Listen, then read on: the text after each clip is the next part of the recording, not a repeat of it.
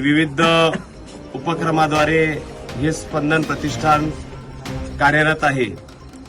गेल्या गणेशोत्सवाच्या निमित्तानेच आपण बघितलं की अतिशय जोरदार शक्ती प्रदर्शन करून हे स्पंदन प्रतिष्ठाननी अतिशय मोठी भव्य गणेश उत्सवाची मिरवणूक काढली आणि निश्चित प्रकारे या स्पंदन प्रतिष्ठानचे आज मला या ठिकाणी पाठिंबा जो जाहीर मिळाला। आमचे स्पंदन प्रतिष्ठानचे जे पदाधिकारी आहेत, भूषणजी गुंड असतील, बापू शेठ सातपुते, त्यांचे सर्व सहकारी, आता मोठे पदाधिकारी आहेत, सगळे विविध सदस्य आहेत।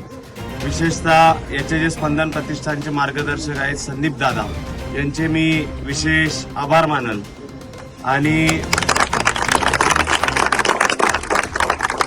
ही विकासात्मक सगळी भूमिका आहे। याच्यामध्ये खालच्या पातळीचं जे राजकारण आम्हाला कुठल्याही पद्धतीचं करायचं नाही। ज्या नगर शहराला जी खीळ ज्यांच्याकडून बसती, लोकांना वेठीस धरायचं, लोकांना त्या ठिकाणी अडचणीत आणण्याचं काम करायचं आणि एक कल्ली कार्यक्रम ज्यांनी 10 वर्षापासून सुरू केला, त्यांचा आता या 20 तारखेला या सगळ्या जी हुकुमशाही पद्धतीची भूमिका राहिली त्याला अंत होत आहे। नगरकर या ठिकाणी परिवर्तन घडवणार आहे।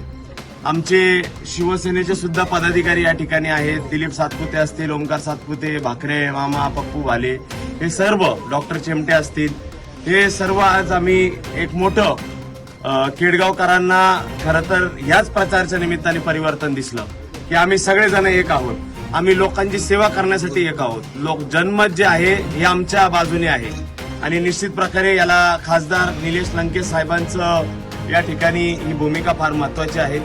मी पुनश्च एकदा संदीप दादांचं आणि सर्व त्याच्या ठिकाणी आबा असतील, कोतकर यांचा देखील आभार व्यक्त करतो आणि या ठिकाणी थांबतो। धन्यवाद।